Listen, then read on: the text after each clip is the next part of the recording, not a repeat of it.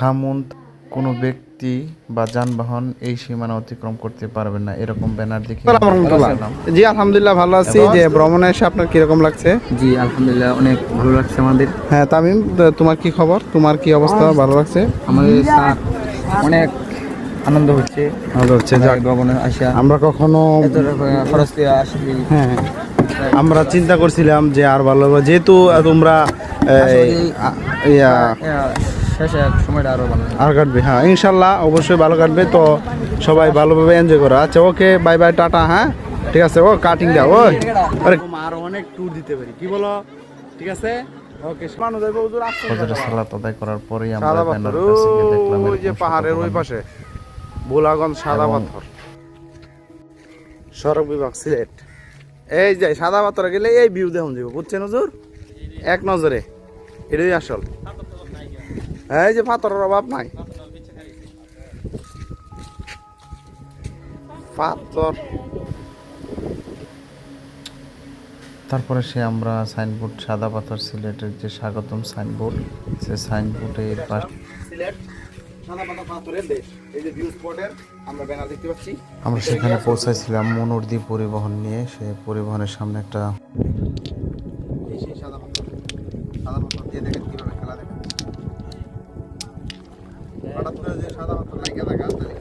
তার পাশে যত মুখরতি হয় যে প্রীতি করিয়া না খুলে শিবঙ্গ হইয়া বাঁশরি বাজাবো যমুনাতে গিয়া ওরো মাজারে। ভিউ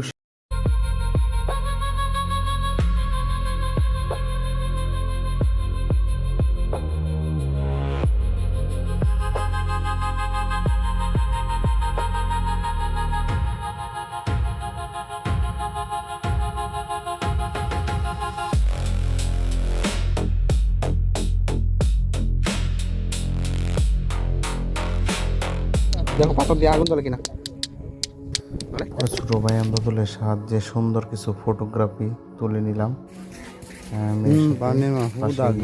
বিভিন্ন রঙের সানগ্লাসের দোকান আর এখান থেকে অসাধারণ পোস্ট নিলে নয়। পরে আমরা নৌকা ভোট ভাড়া করে আমরা সেই একেবারে আমাদের কাঙ্ক্ষিত যে সাদা পাথর। তো সম্মানিত দর্শক, আপনারা দেখতে পাচ্ছেন আমরা চলে আসলাম সিলেটের ভোলাগঞ্জ। আসলে আপনাদেরকে দেখাই, ওই যে দেখেন পাহাড়টা প্রায় অনেকক্ষণ যাবৎ দেখা যাচ্ছে, কিন্তু আমরা হেঁটে হেঁটে আসতে কাছে এখনো যেতে পারি নাই। দেখি আর কতক্ষণ হাঁটা লাগে। হুজুর সুন্দর করে মুহূর্তটা দারুণ আনন্দময় এবং উপভোগ্যময় হয়ে উঠল।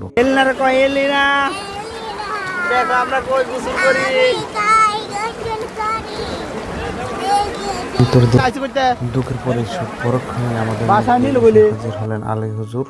ও কি মুড নিয়ে ছবিগুলো তুললেন, অসাধারণ। হুজুরের সাথে বাচ্চারা আনন্দ সহকারে খেলছিল, দারুণ একটা মুহূর্ত। খুশিতে পাখির উড়াল দিচ্ছে। যাক, আমরা সাদা পাহাড়ে এসে এখানে গোসল করলাম। ঠিক আছে, ওই যে দেখেন কত পর্যটক, এই যে কি সুন্দর পাহাড়, পাহাড়ের চারপাশে কত সুন্দর প্রাকৃতিক দৃশ্য। এখন আমরা এখানে এসে গোসল করছি, শরীরটা অনেক ফ্রেশ লাগছে। ঠিক আছে, সামনে আমরা আরও সুন্দর স্পটগুলো দেখব। তো আমাদের এই ভ্রমণটা আজকে আল্লাহ তাআলা কবুল করুক। মহান আল্লাহ তাআলা যে অশেষ নিয়ামত, যে পৃথিবী ভ্রমণ করা যে অভিজ্ঞতা, সেটা অতুলনীয়। এই জন্যই বলেছে আল্লাহ তুমি আমার সৃষ্টিকে দেখো এবং আমার সৃষ্টি নিয়ে চিন্তা ভাবনা করো। যাক, আলহামদুলিল্লাহ আমরা পরিশেষে আসতে পারছি, এই জন্য মহান রবের কাছে লাখো কোটি শুকরিয়া। আমরা যেন হ্যাঁ জিকিমিকি যেটা করে এটা নেও, পরে এলনারে নিয়ে দিব আমরা। না এলা আইসে না কো বুঝাটা আমাদের কি আনছো তাইলে?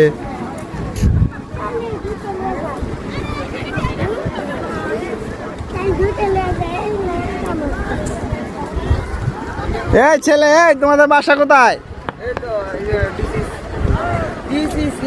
This is corner. আসসালামু আলাইকুম। ওয়ালাইকুম